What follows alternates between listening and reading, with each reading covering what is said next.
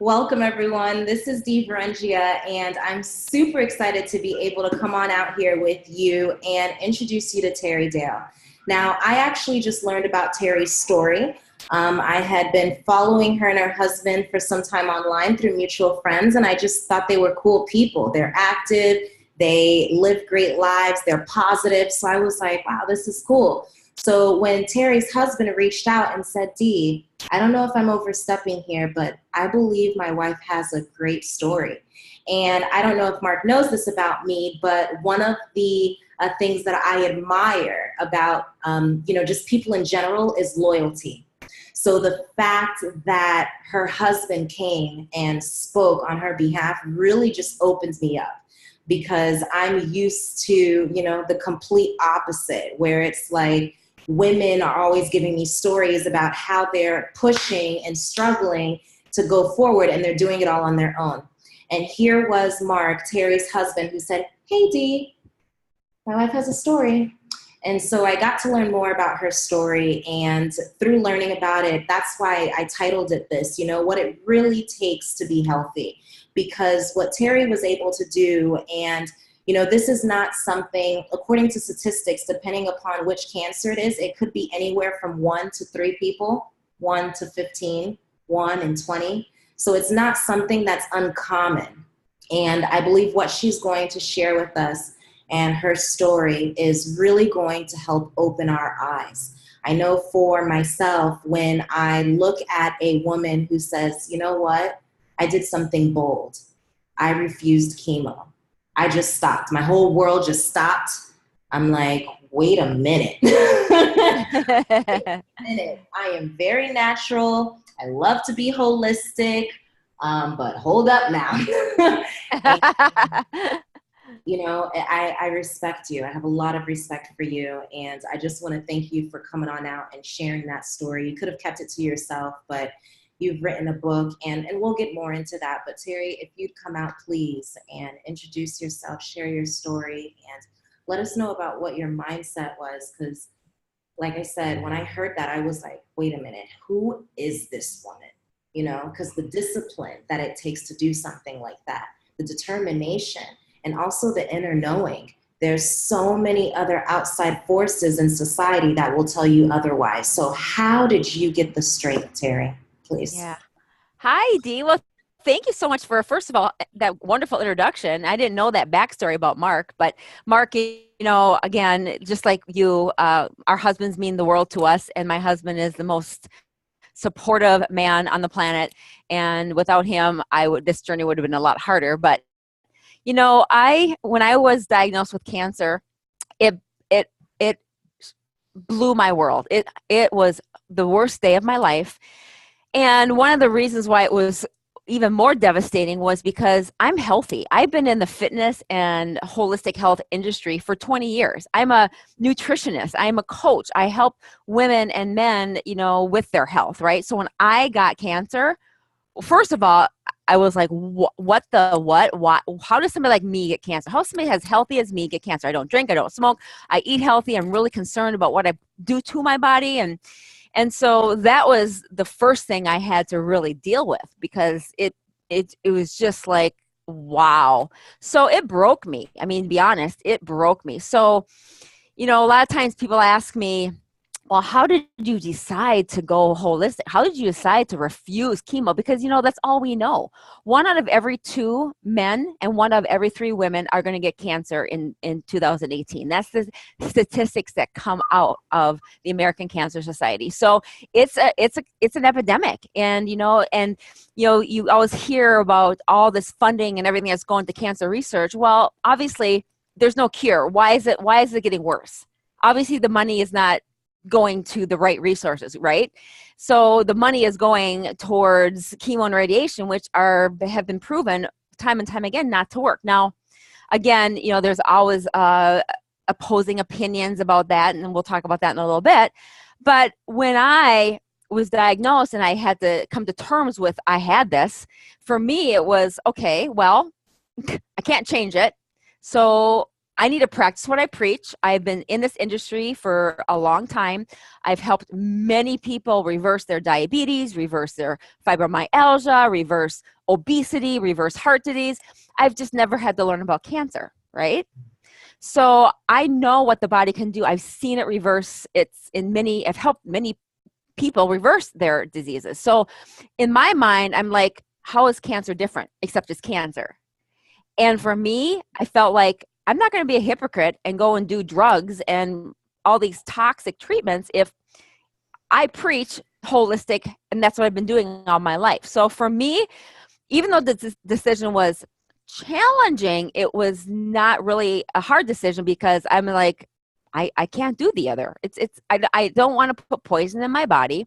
And so that began my journey. I didn't really know if holistic was going to be able to be an option for me because I knew nothing about I didn't know enough about chemo and radiation and enough about holistic. So I went on a mission to research both sides very well. I mean, both sides.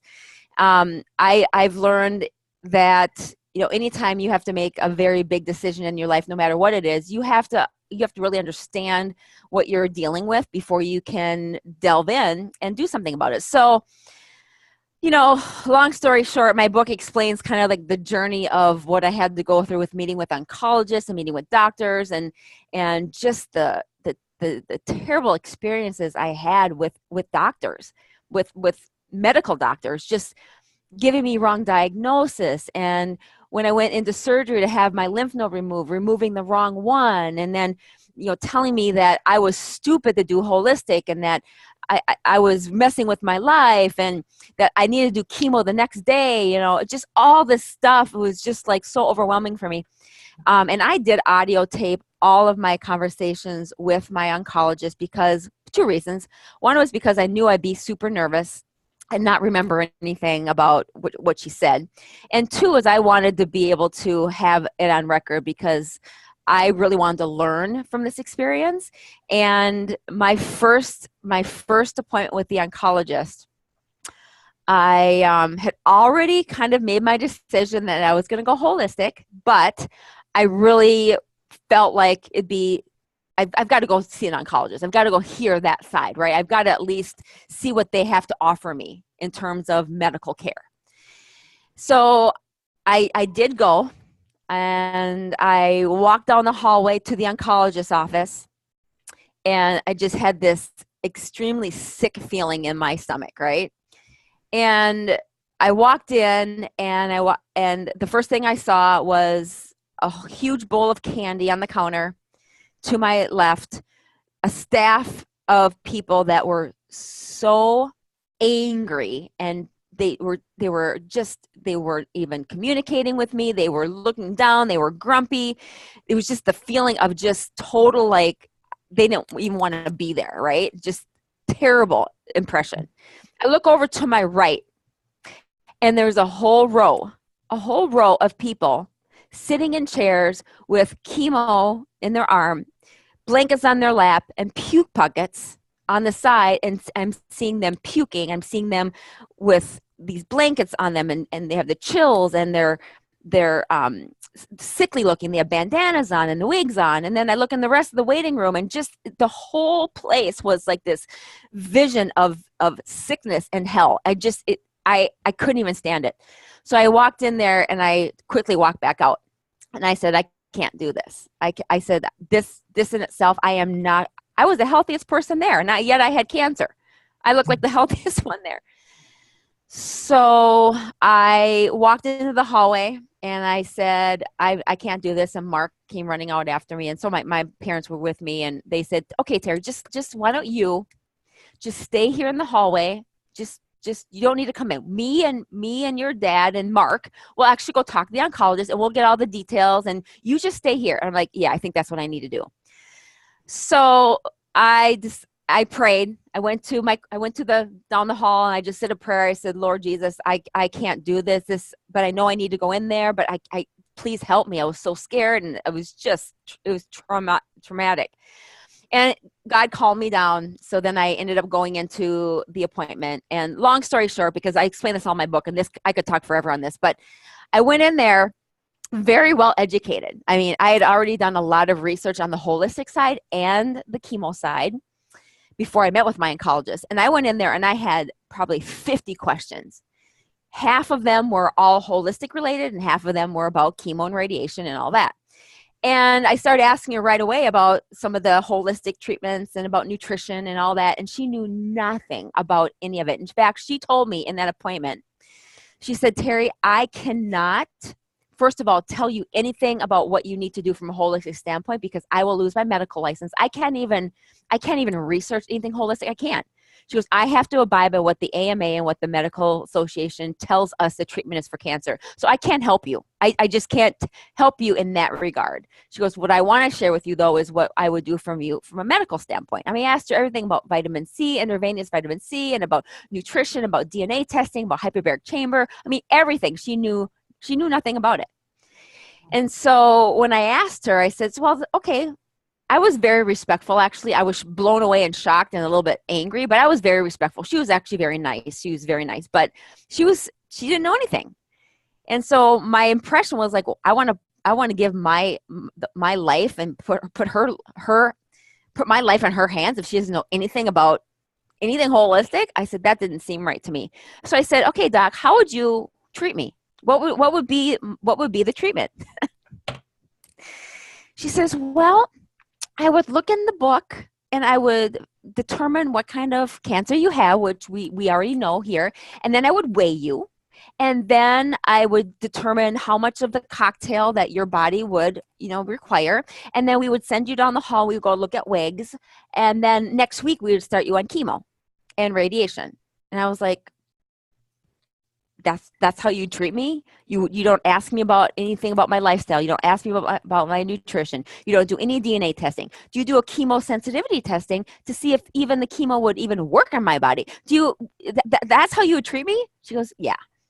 And so just that in itself, I was like, bye-bye. I was not comfortable with that at all because I spend more time with my clients who want to lose weight and their initial appointment than she did with me with cancer, for God's sake.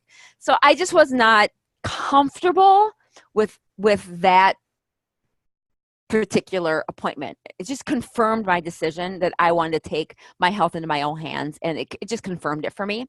So that day I made my decision, and I did not go back to her until 9 months later when I had my PET scan, and it came back totally clean and of cancer. And that's when she was like, oh my gosh, what did you do? This is weird. You didn't say weird, but she's like, what did you do? This is incredible. And I haven't been near her since. And I refused to go back to her just because I know what to do. Right. So that is why I made the decision to do what I did, because I've seen the power of what the body can do. I was very comfortable and willing to take the risk, actually. And I knew that if I gave my body what it needed to reverse it, that I would be able to heal myself. And that's the thing is like, I got cancer for a reason. I got cancer because my body was sick.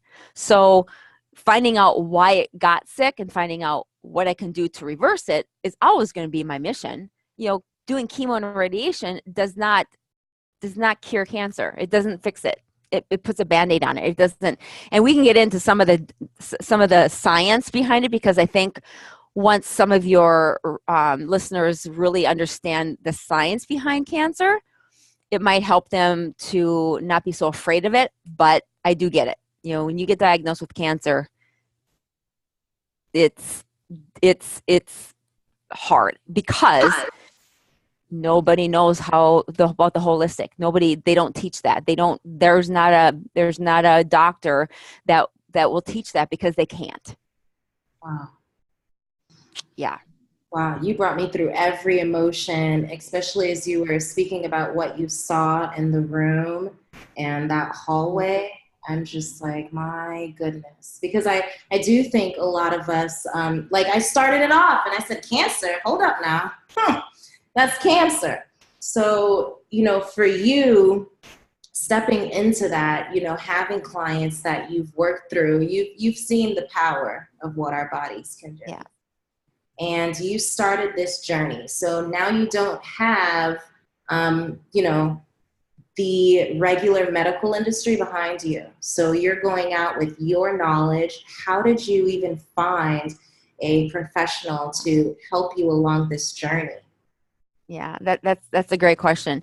Um, so when I started this journey, like I said, I had done hours and hours and hours of research. So I was just bound and determined to, learn everything I could about my particular type of cancer. And just a little bit of backstory too, before I get to that, is once my book talks a lot about this, which is why I tell people when they get, if anybody ever gets diagnosed with cancer, I'm not here to tell people what to do. I am not here to say you have to do holistic, or there's no way I could ever do that. I'm just sharing my story. And the biggest advice I can give anybody who's been diagnosed with any kind of disease, especially cancer though, is that do your research and learn about both sides. Because once you really understand what the body can do and how cancer is even formed in your body, you will start to be empowered. You will start to be like, oh my gosh, the doctors don't tell us that your immune system kills cancer. The reason why you get cancer, everybody has cancer. You right now, Dee, and you have cancer cells in your body. Everybody in the world has cancer, okay? Our immune system is what kills the damaged cancer cells. Okay, so when you get cancer that spreads into a tumor or develops into a tumor, the tumor is the sign that it's very progressive, right?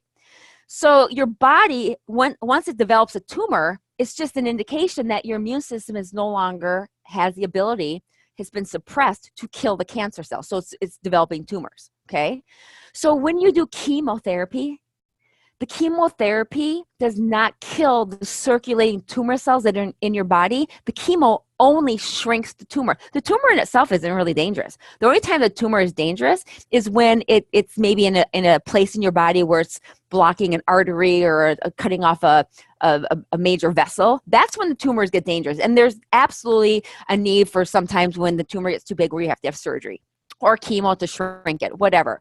But a normal tumor, like when people get breast cancer, or me in the case lymphoma, the chemo does not get rid of the actual cells in your body that are actually going to end up metastasizing, even if you get rid of the lump or the tumor in your body.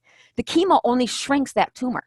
It's all done. So that's why cancer 97% of the time comes back when people do chemo and radiation, because they haven't fixed their immune system to be able to kill the cancer. So that was, for me, my mission. Is like, once you really understand, once I learned exactly how I got cancer, my immune system was depressed. My immune system was suppressed. And I was stressed out. I'm a type A personality. I was super stressed out. A lot of stuff going on in life where I was just not getting enough rest and not getting enough nutritional support for my body to be able to keep up with my stress level. And that's why I got cancer. It was absolutely my stress level and my nutritional deficiencies. Even though I was eating correctly, our food is extremely depleted. So I was nutritionally deficient and my stress level was so high, and I was not taking care of myself from that way. So my immune system was totally suppressed, which it was caused my body not to be able to kill the cancer cells. That's how I got cancer, 100%. Wasn't because I smoked, wasn't because I drank, wasn't because I ate bad, and so once you learn, really understand, and you're educated, that's when you get empowered. And that's what I tell everybody who comes to me who gets diagnosed with cancer. I say, listen, the first thing you have to do is slow down. Slow down. Your doctors are going to immediately want you to go rush into chemo and radiation. Okay. Now, whether or not you do that, that's totally up to you. That's only a decision you can make. But you slow down, learn both sides first. Because once I truly believe that once you take control and you really understand and don't make a decision out of fear, it's going to help with whatever decision you make. Okay. You're going to feel more empowered. So slow down. And that's why I decided, why I was even more convinced to go holistic, because once I learned all this information, I was like, I would never put chemo in my body after knowing what I know now. Never. Your body has more of a chance to actually heal from holistic methods if you're doing it right and if you're consistent and if you have to go all in. You can't do half. You can't half I don't want to say the word, you know what I'm saying. You can't half blanket. You've got to go all in. You can't do anything in moderation when it comes to cancer. You got to go all in.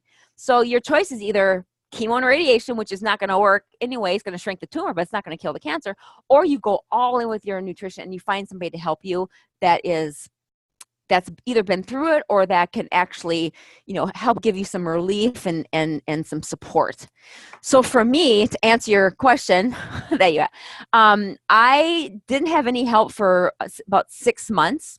I did everything on my own because there's ways that you can monitor through a P test to make sure that you're getting results. So I really didn't need a doctor because I was doing this P test that was a holistic way to monitor my progress, and my P test results were getting better. But 6 months in, I started to get nervous. I started to feel like, oh my gosh, is this working? I just started to get doubts. I started to be like, I was feeling great. My P tests were coming back very, great. But when you have cancer, when you have a disease, it's like, and you're not working with a doctor, it's like, I was starting to get stressed out again.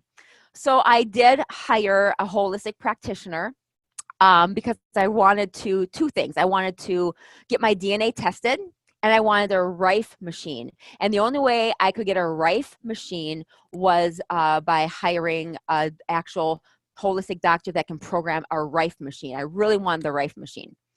So I did hire a practitioner to help me with the Rife machine and do my DNA testing, but he taught me nothing about my nutrition. I was already doing everything there. So, and I bought a hyperbaric chamber for my house.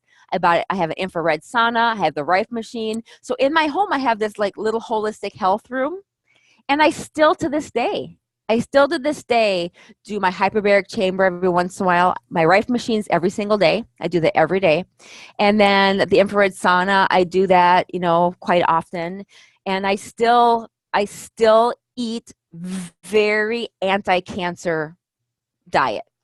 It's going to be that way for the rest of my life. And it's okay, because what's your option? Green smoothies and really good food and holistic treatment, or have it come back. Well, I've learned a lot. Yeah. So I'm not scared. I'm really not scared of my cancer coming back. You ask any cancer patient or anybody that's been through chemo and radiation, anybody that's gone through cancer, you ask them if they're scared it's coming back. No, they're terrified. Absolutely. They're terrified. Yep, they're terrified every single time, and that's what I mean. Like your confidence and the way that you're speaking now. Hyper chamber, what is that? Because I know it sounds familiar, and I'm like, I feel like I know what it is, but I don't want to talk outside myself. And for anyone who's like, she has a sauna in her home, yes. A sauna in her home. I just purchased one from Costco on the island. So if I can get them on the island, if you really want one, there's no excuse. I was so excited. Exactly. About mine. I'm like, yay, you're going to find me upstairs. So tell me about this chamber and the benefits of it. Yes. And the saunas are for me, not only is it a good detox mechanism and a piece of equipment, but it's so relaxing for me. That's one way I really help with my stress is I sit in my sauna, I listen to music, whatever. That is like my me time. So for me, it's more of a de-stressing piece of equipment. But a hyperbaric chamber is an oxygen tank, basically. So as you may or may not know, cancer really has a hard time growing and surviving in an oxygenated state. So what the hyperbaric chamber does is just floods your cells with oxygen, because cancer can't survive in high oxygen state. So it's a chamber that you lay in, and it's pressurized, kind of like airplane pressure, So you wear an oxygen mask, you lay in this hyperbaric chamber, and it's pressurized. And what that pressure does is it forces that oxygen into your system. So when you just put on an oxygen mask, it just goes from here to here. It just goes this far, the oxygen does, right? A hyperbaric chamber, pressurized, floods your whole body with oxygen. So every cell in your body gets saturated. So that's what a hyperbaric chamber is. And I did that every day when I for my treatment. Now, like I said, I don't do it every day anymore, but a few times a week or a few times a month. It's very relaxing also. So that's what it is. Does that help answer your question? Yes, it does, and that is not what I thought it was. I thought it was, I don't know why the name eludes me right now, but it's when you lay in basically salt. It's a lot of salt, you float, it's dark. I was like, ooh, I didn't know that was good for cancer, but that's not the same thing. Got it. Yeah. Not the same thing. This is, that's something different. So I wanted to ask you one more thing, because for me, you made a difficult decision, but you had a great support group. And, you speak about, month 6, that point where you're like, is this working? Maybe I should go call somebody. Yeah. And, for you, you talk about like your clients.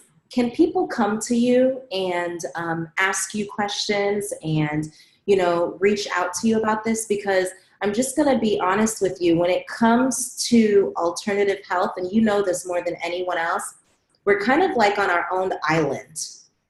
And we don't really have the support of society. We may not have, like you had your parents, but I'm not only speaking for myself, but I know for many of the women watching this, they may not have that. Right. And would they be able to come to you? Because I know that, like, I know you have your clients already, you're probably already jam-packed, but for someone who's watching this, who's saying, you know what, I really do want to be held accountable on my health journey, regardless if they have been diagnosed or they want to lose weight or they want to be helped with diabetes. Now, I know you've got some really cool facts to share with us about women and diabetes, but my question is can they come to you? Yeah, I want to be honest with you. When I was diagnosed with cancer, I lost a lot of friends. So, you really learn who your true friends are when you go through a very challenging time in your life with your health. And a lot of people, because of my decision to go holistic, and they were scared and they didn't believe that I should do it, were very judgmental. And they weren't very supportive. So I understand what you're saying about when clients come to me, I want to provide them with a support, not only just cancer. I mean, I help women with obesity, and diabetes is probably my number one reason why clients work with me, because diabetes is 100% reversible, type 2 and pre. So I understand what it's like when women feel alone in their health journey, and they don't know what to do.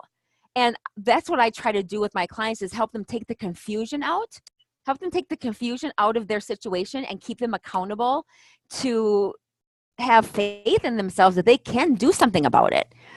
And, but the thing is just like, Dee, you have to want to do something about it. I can't do it. You can't do it for your client. We can't do it for our clients, but we can provide them with an environment with knowledge and with accountability so that to set them up for success. And that's basically what I do. Okay. But it's hard work. Being healthy is hard work. We are surrounded by so many environmental toxins. We're surrounded by peer pressure. We're surrounded by misinformation about food and nutrition and all these chemicals. We're surrounded by it. So the chances of somebody getting diabetes or cancer or fibromyalgia or heart disease or high blood pressure, it's just everybody's getting sick because the medical community, the medical doctors, and I'm not here to bash medical doctors, but you got to choose the right dog for the hunt, right? If you don't go to a chiropractor for heart surgery, you don't go to a dentist for nutrition advice. So you don't go to a medical doctor for nutrition advice. They don't even know how to cure heartburn. They don't. You go to a doctor because here's what doctors are brilliant in: trauma care, certain infectious diseases, and surgery. But you go to them for preventative nutrition and preventative health. They don't know. They just don't know how to do it. They don't know how. They're not taught that in med school. They're taught how to prescribe medications. And this is just the truth. I'm not knocking them. I'm just saying you gotta go to a doctor for the right reason. Okay. Now, are all drugs bad all the time? No. Are there certain cases where you need medications? Yes. But my goal is to get women off of them and men, get them off of medications, because medications for most of the time are usually they're put on because one, it's a Band-Aid, right? Or two, they're just put on because that's what the doctors want to do, is they just want to put them on medications, not to reverse, but to treat. Is to treat, not to reverse and not to prevent. So again, this is why becoming your own health advocate and finding a coach that can help talk you through some of this stuff to help you make a decision and take control of your health. That is what I do. I'm just trying to energize people and motivate them and encourage them and educate them. And then they have to decide after that whether or not they want to do the work, because the work is not easy. Wow. I have so much respect for you. And I want to talk about your book, because here's what's up. I've met quite a few people who have healed themselves from cancer. Just keeping it real with you. Yeah. They didn't write books. If you go and you talk to them, they will tell you how they did it. They may send you to this center for, holistic medicine. They can recommend this book for you to read. But they themselves did not share that. Why did you take the time to document this? You record, because I know myself, like, you recorded it. Oh, I wouldn't have listened to those recordings. Like, I know myself. So, and I thank you for doing that, because I'm going to go buy your book literally when we press stop here. But what I wanted to ask you was, what gave you the strength to share that, to write that, to bring it out there? That's a great question. And nobody's ever asked me it in that way. But here's the honest to God truth. The honest to God truth is God healed me. I did the work, but God, he really did bring me the resources, and he used me. He used me to help people who are hurting. And because honestly, how does somebody like me get cancer? I'm really healthy. I've never had any disease in my entire life. And for me to get cancer at this point in my life, I saw it as God was using me for a specific reason, and he put it on my heart to write a book. Now, was it hard to write a book because you're being vulnerable and you're oh my word. I mean, I've gotten mostly positive feedback, but I've also gotten some pretty bad, some real negative comments about, you're stupid for not doing chemo. And even though I've healed myself, you're always going to get that controversy, right? And it is very controversial, just because the holistic method is so squelched. It's not the medical monopoly. It's not part of that medical world. So of course it's not going to be popular. So, for me to write it, I was called to write it. And I just want to bless people. I want to share my story. I want to encourage people, whether it's cancer, whether it's anything. It's just a way to, just know that if you take control of your health and you really understand what you're up against, and you give your situation to God. Now, I don't know, people's religious beliefs, and that's totally cool. Everybody has their own faith. But my faith got me through this. And I learned so much, not only about health, but just about me as a person. I learned how to be more empathetic. I learned how to love people better. I was humbled. I learned how to manage my stress. I mean, you'll if you ever talk to any of my clients, they'll even say how different of a person I am, as far as just I'm so much more centered and calm. Still type A, but I have a whole new appreciation for what people are going through. I mean, I've always been very empathetic with my clients and very loving, but I'm so patient with them. I'm just so much more on a different level. So that's why I wrote it. I was called to do it. I felt led to do it, and it's blessed. It continues to bless people, which is totally. I pray for everybody who reads this book. I pray for them. I pray every day, like, okay, Lord, whoever picks up my book today, just let it encourage them. Just let it bless them. Whatever their religious affiliation is, it doesn't even matter. I just want them to be blessed by it and just feel very like empowered and stronger from reading it. Just like stronger, like us women, we have to take care of our own health. We have to just take ownership of it and take some risks, and just, it feels so much better to feel healthy than it does to feel sick. And women just don't even understand how good they can feel. That's the key. They don't even understand how good they can feel. right? So that's why I did it. That's a great question. Thanks for asking that. No, absolutely. I wanted to ask you as well, where can we find the book? But before I do that, you mentioned it slightly like in a passing sentence, and I was like, oh, I gotta remember to come back to that. So you mentioned cancer. Oh, the way you said it, I wish I could recall the way you said it specifically, but you spoke about foods, cancer-free foods, or like foods that were like that don't attract it, basically. You spoke about like foods that you're like, I could put this into my body and attract it right back, or I could have green smoothies and I could do this. So 3 foods that you believe, that you have researched and know, like these foods, take them off your diet, people, especially if you are cancer prone. What would those 3 foods? Yeah. So I'll say this, all the food that you should be eating that are anti-cancer are also to build your immune system. That's really the key is to put food in your bodies that are whole, that are full of nutrition, so that your body can build its immune system to kill the cancer cells, right? So the 3 things not to eat are dairy, GMOs, Okay. right? Dairy, GMOs, and gluten. Those are the 3 that you should absolutely stay away from. If you have cancer, if you already have cancer, then there's an additional list. But I'm talking if you don't have cancer right now and you want to really give your body exactly what it needs to build up the immune system, is stay away from those three items, and really just have a lot of fruits and vegetables and lots of green, anything green and organic. I mean, for sure organic, because the pesticides that are put in the food and the hormones that are injected into our cattle and our meats are 100% going to get you sick eventually. Just depends on how your immune system is, but eventually you will get sick. So always eat organic, lots of greens, fruits, vegetables, and stay away from dairy, gluten, and GMOs. Like the GMOs are extremely altering of your immune system. Wow. So that would be, yeah. Yeah, that's so mind blowing, because I'm like my mother-in-law doesn't eat gluten. Well, she cannot eat gluten, and I'm just like, I'm like, oh, does that have gluten? So now that you've said that, I'm actually going to make a conscious effort. I don't necessarily eat much of it, but I know it is going to make a difference if I can remove it. So thank you for that. Yeah, and maybe I'll do like I'll do another little video just on gluten, because what gluten is doing, every time you eat it, it's slowly puncturing holes in your gut lining.